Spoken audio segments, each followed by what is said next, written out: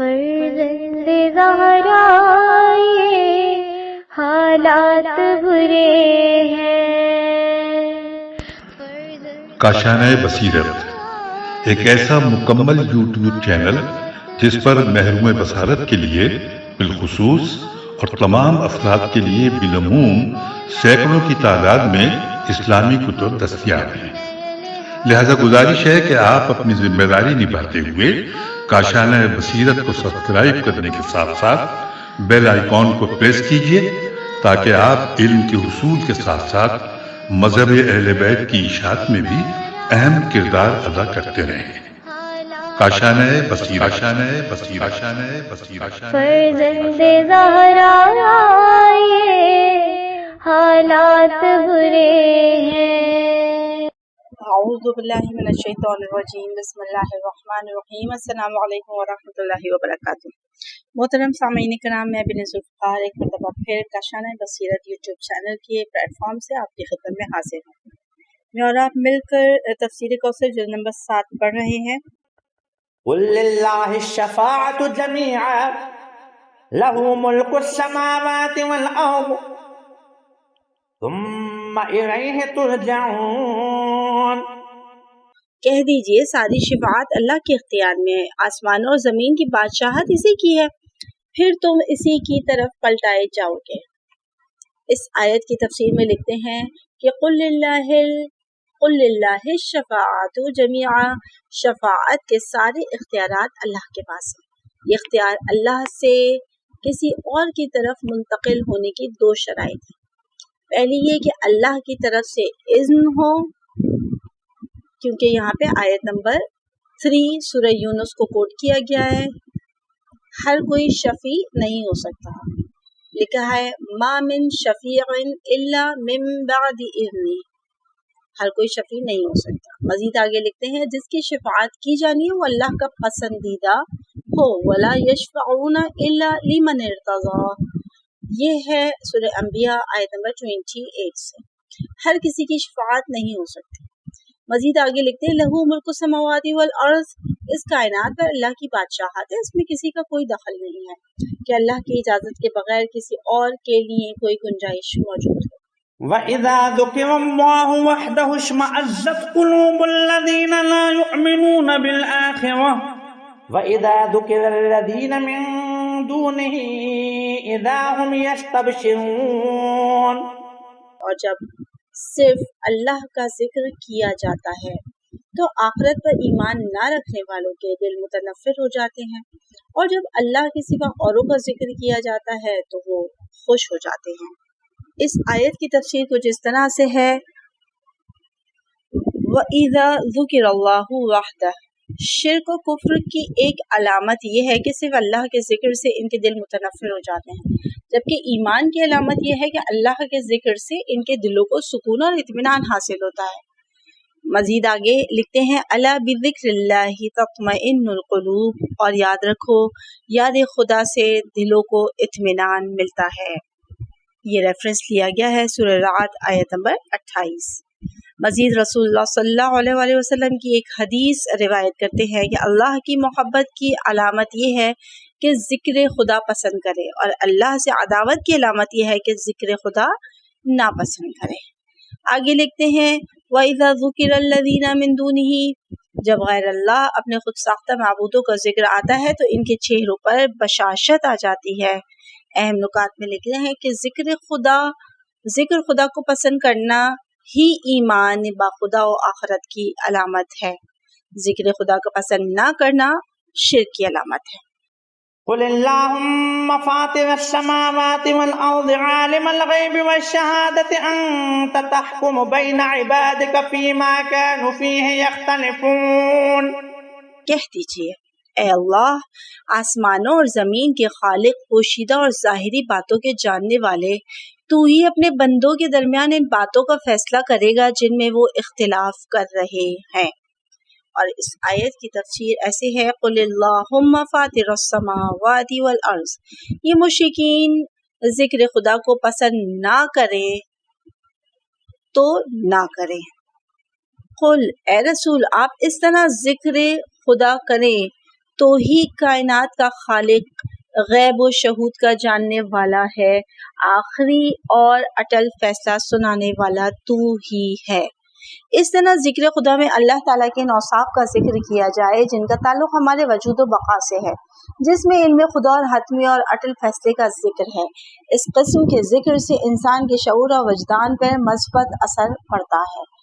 ان اوصاف کے ذکر سے اللہ کی معرفت اور معرفت سے محبت حاصل ہوتی ہے۔ جیسے مومن کے دل میں اللہ کی محبت آ گئی، ایمان آ گیا۔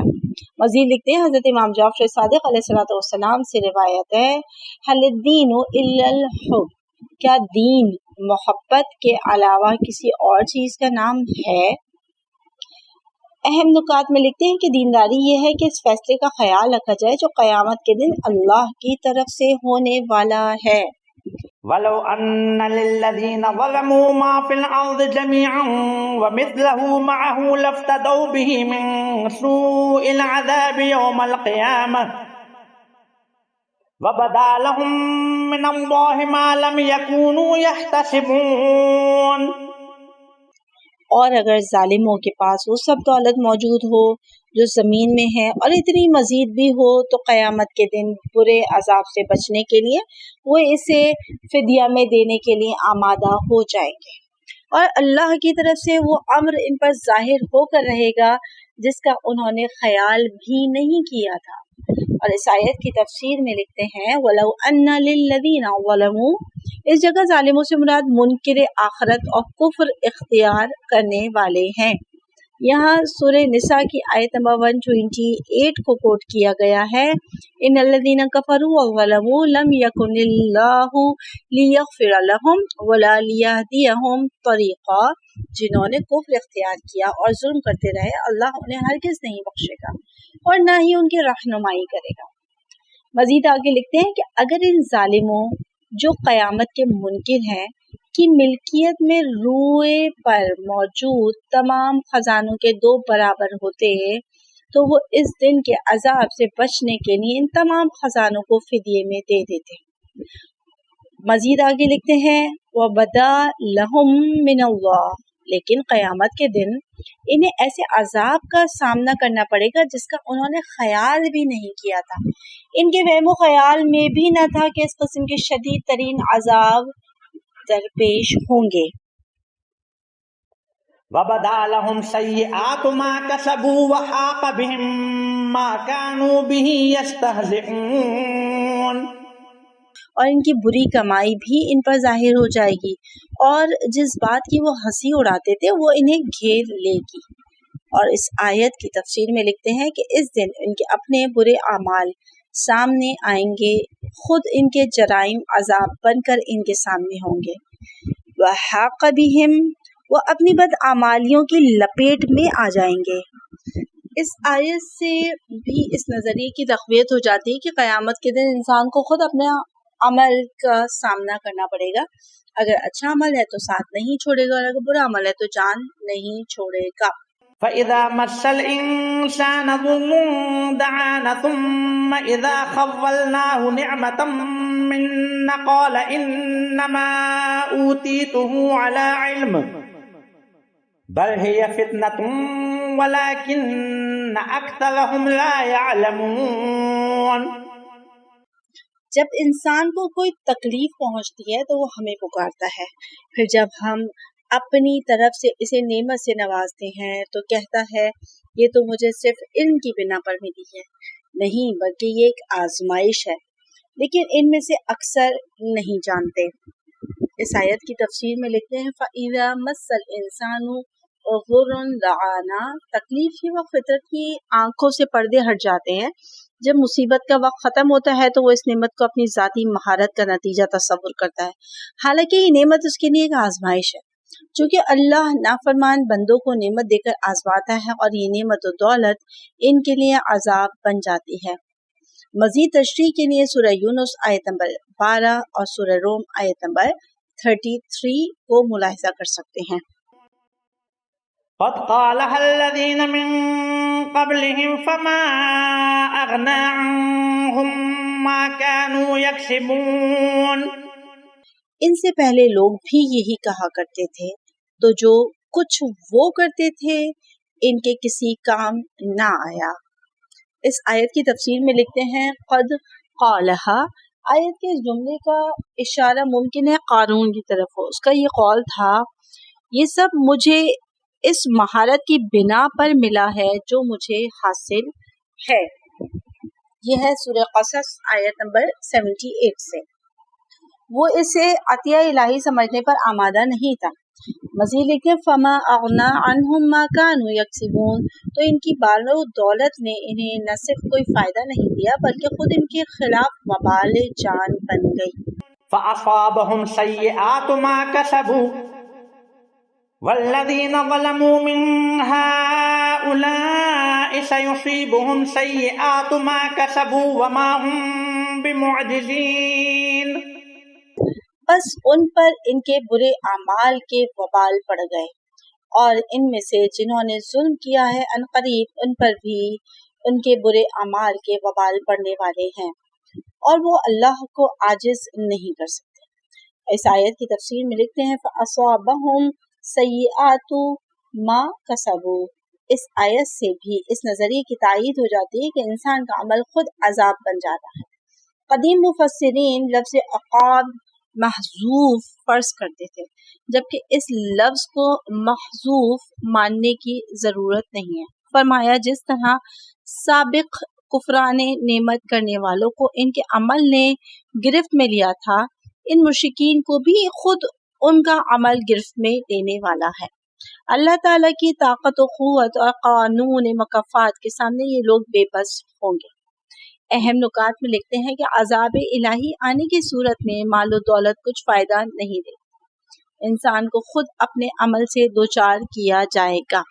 أَوَلَمْ يَعْلَمُوا أَنَّ اللَّهَ يَبْسُطُ الرِّزْقَ لِمَن يَشَاءُ وَيَقْدِرُ إِنَّ فِي ذَلِكَ لَآيَاتٍ لِقَوْمٍ يُؤْمِنُونَ۔ کیا انہیں معلوم نہیں کہ اللہ جس کے لیے چاہتا ہے رزق کشادہ اور تنگ کر دیتا ہے؟ ایمان لانے والوں کے لیے یقیناً اس میں نشانیاں ہیں۔ تفسیر کچھ اس طرح سے ہے کہ یہ بات درست ہے کہ رزق کا حصول اس کے علل و اسباب کے ساتھ مربوط ہے، لیکن اول تو اللہ تعالیٰ مسبب الاسباب یعنی سبب پیدا کرنے والا ہے، ان علل و اسباب کے پیچھے ارادہ الہی کار فرما ہے۔ ثانیاً اس علل و اسباب کو باہم مربوط کریں، ان کی کڑیوں کو صحیح طرح سے ملایا جائے تو نتیجہ نکلتا ہے، ورنہ ایک شخص بہت محنت کرتا ہے لیکن نتیجہ حاصل نہیں ہوتا، کیونکہ ان مطلوبہ کڑیوں کو ملانے میں ارادہ الہی کا دخل ہوتا ہے۔ لیکن مشیت الہی سے ہٹ کر کسی کی مہارت اور وسائل کارگر ثابت نہیں ہو سکتے۔ رزق کی کشادگی متقی کے لیے نعمت اور فاجر کے لیے عذاب کا پیش خیمہ ہے۔ اسی طرح رزق میں تنگی شکر گزاروں اور صابروں کے لیے رحمت اور ناشکروں اور بے صبروں کے لیے عذاب ہے۔ اللہ تعالیٰ بندوں میں سے ہر ایک کو اس کی اہلیت کے مطابق آزماتا ہے، کسی کو رزق دے کر، کسی کو تنگی میں رکھ کر۔ اہم نکات میں لکھتے ہیں اگرچہ انسان کو حصول رزق کے لیے اسباب و وسائل بروئے کار لانا پڑتے ہیں، تاہم نتیجہ اللہ کے ہاتھ میں ہے۔ بے شک قل يا عبادي الذين أسرفوا على أنفسهم لا تقنطوا من رحمة الله إن الله يغفر الذنوب جميعا إنه هو الغفور الرحيم۔ کہہ دیجئے اے میرے بندو جنہوں نے اپنی جانوں پر زیادتی کی، اللہ کی رحمت سے مایوس نہ ہونا، یقیناً اللہ تمام گناہوں کو معاف فرماتا ہے، وہ یقیناً بڑا معاف کرنے والا مہربان ہے۔ ایک کلمے کی تشریح لکھیے۔ لفظ ہے، کلمہ ہے قنت، قاف نون توئی، قنوت اور راغب کے مطابق کسی خیر سے نا امید ہونا، دیگر نے خیر کی قید نہیں لگائی۔ تفسیر میں لکھتے ہیں قل یا عبادیہ، اے میرے بندو، محبت بھرا خطاب تمام انسانوں سے ہے۔ میرے بندو کہہ کر ندا دینے میں ایک امید، ایک نوید، ایک رحمت ہے۔ عبادی کی تعبیر میں بندگی اور عبودیت کے رشتے کی طرف اشارہ ہے جو عبد اور معبود میں قائم ہے، جس کے تحت عبد کی ذمہ داری اطاعت و بندگی ہے اور مولا کے ذمے رحمت و مغفرت ہے۔ ماشاء اللہ، سبحان اللہ۔ آگے بڑھتے ہیں، لکھتے ہیں عبادی اس جگہ عبادی سے مراد تمام انسان ہے، مسلم ہو یا غیر مسلم۔ قرآن مجید میں متعدد مقامات پر مسلم غیر مسلم سب کے لیے عبادی کی تعبیر اختیار فرمائی ہے، جیسا کہ یہاں ریفرنسز 2 کوٹ کیے گئے ہیں، میں پیش کر رہی ہوں آپ کی خدمت میں۔ وَقَلِيلٌ مِّنْ عِبَادِيَ الشُّكُورُ وَقَلِيلٌ مِّنْ عِبَادِيَ الشَّكُورُ، اور میرے بندوں میں شکر کرنے والے کم ہیں، اور یہ ہے سورہ سبا کی آیت نمبر 13۔ اس کے بعد دوسرا ریفرنس دیا گیا ہے ان تعذبہم فانہم عبادک، اگر تو انہیں عذاب دے تو یہ تیرے ہی بندے ہیں، اور یہ ہے سورہ مائدہ کی آیت نمبر 118۔ بعض نے تو یہ کہا ہے کہ عبادی سے مراد صرف مشرکین ہیں، اسرفوا علی انفسہم، اپنے ساتھ زیادتی کرنے والے، اس میں بھی مسلم اور مشرک دونوں شامل ہیں۔ شرک اسراف علی النفس میں سر فہرست ہے۔ مزید آگے لکھتے ہیں لا تقنطوا من رحمت اللہ، اللہ کی رحمت سے مایوس نہ ہونا۔ مایوس نہ ہونے کا حکم عام ہے سب گناہ گاروں کے لیے، لیکن یہ عام ہے ان لوگوں کے لیے جو رحمت الہی کے طالب ہوں، اور جو لوگ اللہ کی رحمت کے طالب ہی نہیں ہیں ان کے لیے اللہ کی رحمت سے مایوس نہ ہونے کی نوبت ہی نہیں آتی۔ لہٰذا اللہ کی رحمت سے مایوس نہ ہونے کا حکم دنیاوی زندگی میں مومن اور مشرک دونوں کے لیے ہے۔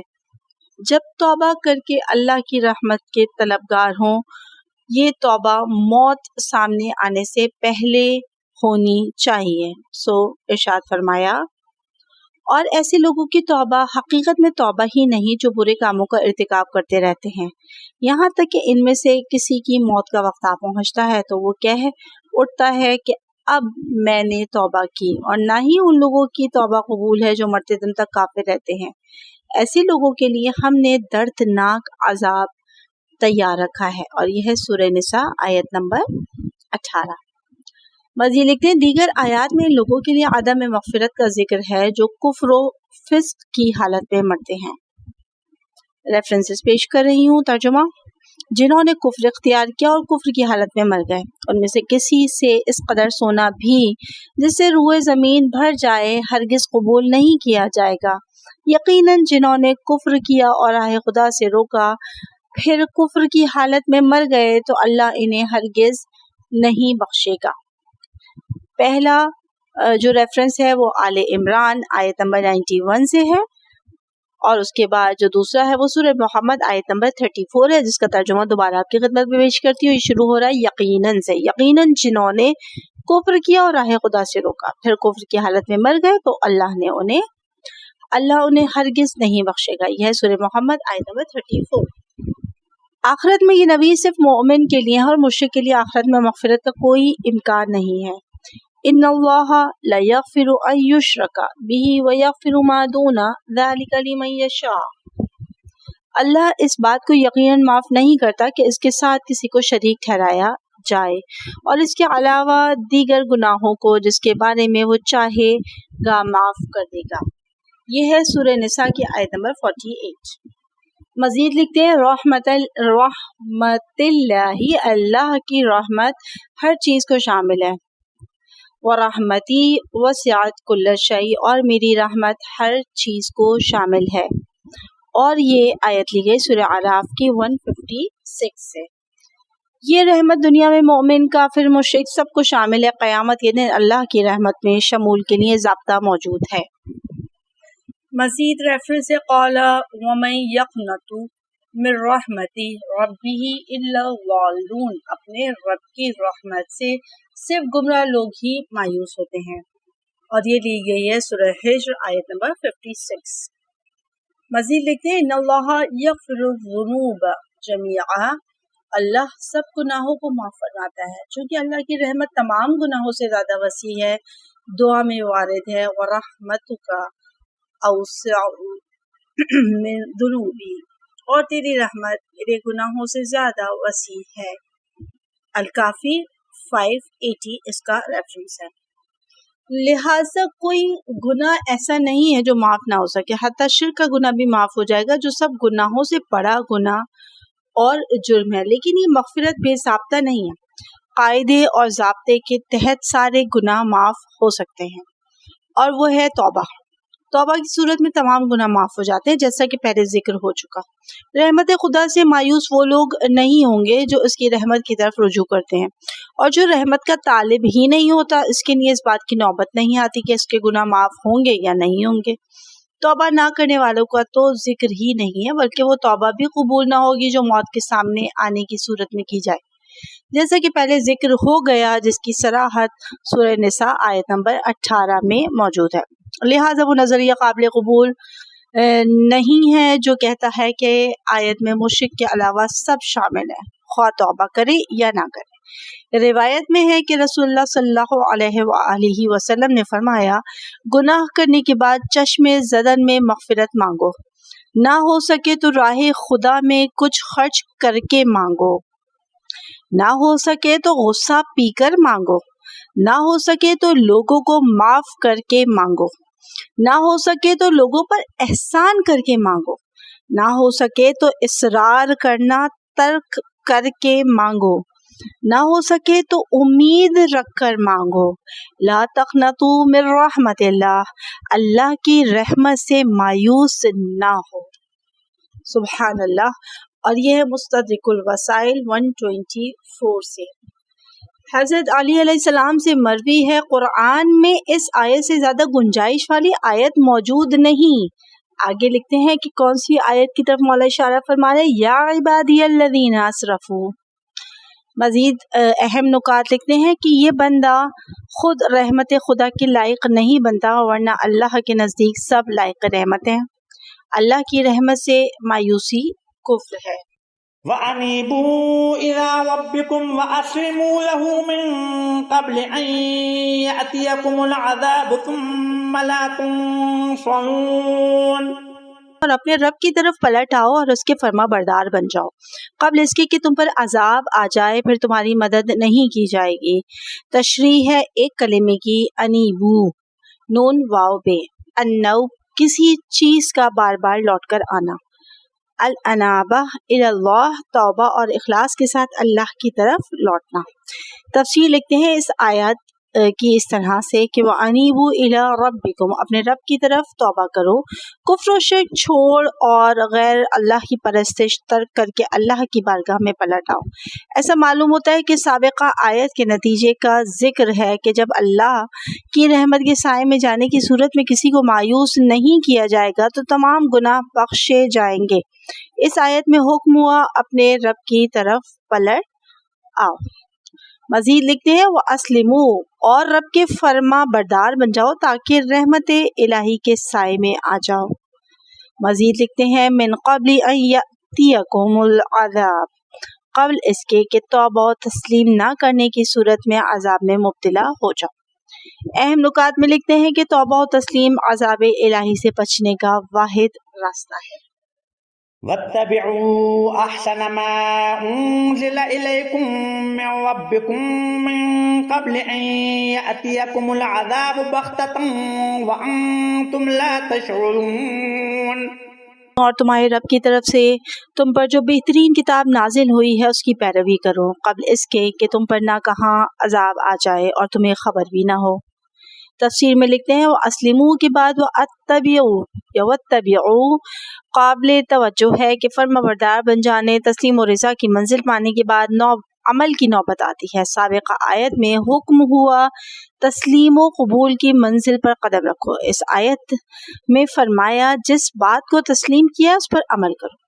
احسن ما انزل الیکم، بہترین چیز جو اس امت کی طرف سے نازل ہوئی ہے قرآن ہے۔ یہ قرآن خود اپنی جگہ احسن ہے، نہ کسی اور چیز کی نسبت سے۔ احسن من ان یوصف، وصف و بیان کی حد سے بہتر ہے۔ من قبل ان یأتیکم العذاب، قبل اس کے کہ غفلت کے وقت عذاب ناگہانی میں آ جاؤ جس کے لیے تم تیار نہیں تھے، بلکہ تم نے اس عذاب کے بارے میں سوچا بھی نہ تھا۔ أن تقول نفس يا حسرة على ما فرطت في جنب الله وإن كنت لمن الساخرين، أو تقول لو أن الله هداني لكنت من المتقين۔ أو تقول حين ترى العذاب لو أن لي كرة فأكون من المحسنين. کہیں ایسا نہ ہو کہ کوئی شخص یہ کہے افسوس ہے اس کوتاہی پر جو میں نے اللہ کے حق میں کی اور میں تو مذاق اڑانے والوں میں سے تھا، یا وہ کہے اگر اللہ میری ہدایت کرتا تو میں متقین میں سے ہو جاتا، یا عذاب دیکھ کر یہ کہے کہ اگر مجھے واپس دنیا میں جانے کا موقع ملتا تو میں نیکی کرنے والوں میں سے ہو جاتا۔ یہاں تشریح لکھتے ہیں ایک کلمے کی اور وہ ہے جنب اللہ۔ العین کے مطابق جنب، جیم نون بے جنب، شان کے معنوں میں ہے۔ کہا جاتا ہے اتقوا اللہ فی جنب اخیک ای فی شانی، تفسیر آیات۔ اور راغب کہتے ہیں جنب اللہ سے مراد اللہ تعالیٰ کے اوامر اور حدود ہیں جو اس نے ہمارے لیے مقرر فرمائی ہے۔ جم کے معنی قربت ہے، یعنی قیامت کے دن اس کوتاہی پر افسوس ہوگا جو قرب الہی کے حصول میں سرزد ہوئی ہے۔ اگر شان معنی لیے جائیں تو مطلب یہ ہوگا کہ قیامت کے دن اس کوتاہی پر افسوس ہوگا جو شان الہی کے بارے میں سرزد ہوئی ہے۔ مزید لکھتے ہیں ان تقول نفس یا حسرتی، توبہ اور انابت، تسلیم و رضا، اتباع و اطاعت کے مراحل اچھی طرح طے کرنے کا حکم دیا۔ کہیں اس بات پر کف افسوس ملنا نہ پڑے کہ اللہ کی اطاعت اللہ کی شان میں کوتاہی سرزد ہوئی۔ وَإِن كُنتُ لَمِنَ السَّاخِرِينَ، جو گستاخی یا کوتاہی اللہ کی شان میں سرزد ہوئی وہ یہ تھی کہ میں حدود اللہ یا اللہ کے نمائندے کا مذاق اڑاتا تھا۔ او تقولا لو ان اللہ ہدانی، ہم نے مذکورہ احکام اس لیے صادر کیے کہ کل روز قیامت جب تمہارا سامنا حساب کتاب سے ہوگا تو یہ نہ کہو کہ اگر اللہ ہماری ہدایت فرماتا تو ہم اسے مان لیتے، لو ہم اب ہدایت دے رہے ہیں مان جاؤ۔ او تقولا حین تری العذاب، ہم مذکورہ دستور اس لیے بیان کر رہے ہیں کہ کل قیامت کے دن جب تم عذاب الہی کا مشاہدہ کرو گے تو یہ نہ کہو ایک مرتبہ دنیا میں جانے کا موقع مل جاتا تو میں جی بھر کر نیکی کرتا۔ بلا قد جاءتك آیاتی فکذبت بها واستکبرت وکنت من الکافرین۔ جواب ملے گا کیوں نہیں میری آیات تجھ تک پہنچی مگر تو نے انہیں جھٹلایا اور تکبر کیا اور تو کافروں میں سے تھا۔ اس آیت کی تفسیر میں لکھتے ہیں اگر تم اس طرح کی باتیں کرو گے تو تمہیں یہ جواب ملے گا کیوں نہیں میری آیات تجھ تک پہنچ گئی تھی، ہدایت کے سارے تقاضے پورے ہو گئے تھے، حجت پوری ہو گئی تھی، یہ تو تھا جو تکبر اور نخوت سے ان ہدایات کا مقابلہ کرتا تھا۔ وَيَوْمَ الْقِيَامَةِ تَرَى الَّذِينَ كَذَبُوا عَلَى اللَّهِ وُجُوهُهُمْ مُسْوَدَّةٌ أَلَيْسَ فِي جَهَنَّمَ مَثْوًى لِّلْمُتَكَبِّرِينَ۔ اور جنہوں نے اللہ کی نسبت جھوٹ بولا قیامت کے دن آپ ان کے چہرے سیاہ دیکھیں گے، کیا تکبر کرنے والوں کا ٹھکانہ جہنم میں نہیں ہے؟ اور اس آیت کی تفسیر کچھ اس طرح سے لکھتے ہیں کہ الذین کذبوا علی اللہ پر جھوٹ باندھنے والے مشرکین ہیں جو اللہ کے لیے شریک کے قائل ہیں اور جھوٹ اس طرح باندھتے ہیں کہ اللہ نے تدبیر کائنات ان معبودوں کے سپرد کر دی ہے، اللہ ان کی شفاعت قبول فرماتا ہے۔ مزید لکھتے ہیں وجوہہم مسودہ، جس طرح دنیا میں ان کے دل سیاہ تھے، حق کی روشنی ان کے دلوں میں نہیں جا سکی، وہی تاریکی قیامت کے دن کے چہروں پر نمودار ہو جائے گی۔ جہنم تکبر کرنے والوں کا ٹھکانہ ہوگی۔ وہ انبیاء علیہم السلام سے اپنے آپ کو برتر سمجھتے تھے، انبیاء کی توہین کرتے اور مذاق اڑاتے تھے، ان کے اس تکبر کا نتیجہ جہنم ہے۔ تو آج کی اس ریکارڈنگ کو میں یہیں روکتی ہوں، انشاءاللہ نیکسٹ ریکارڈنگ میں آپ سے ملاقات ہوگی۔ تب تک کے لیے اجازت چاہتی ہوں، اپنا بہت خیال رکھیے گا۔ اس دعا کے ساتھ اختتام کرتی ہوں کہ پروردگار عالم ہمارے علم اور عمل میں اضافہ فرمائے، ہمارا شمار امام زمان علیہ السلام کے ساتھیوں میں قرار دے، اور پروردگار عالم ہمارے وقت کی حجت زمان امام زمانہ علیہ الصلوۃ والسلام کا جلد از جلد ظہور فرما دے۔ اللہم صلی علی محمد وآل محمد وعجل فرجہم۔ اپنا بہت خیال رکھیں۔ اللہ حافظ۔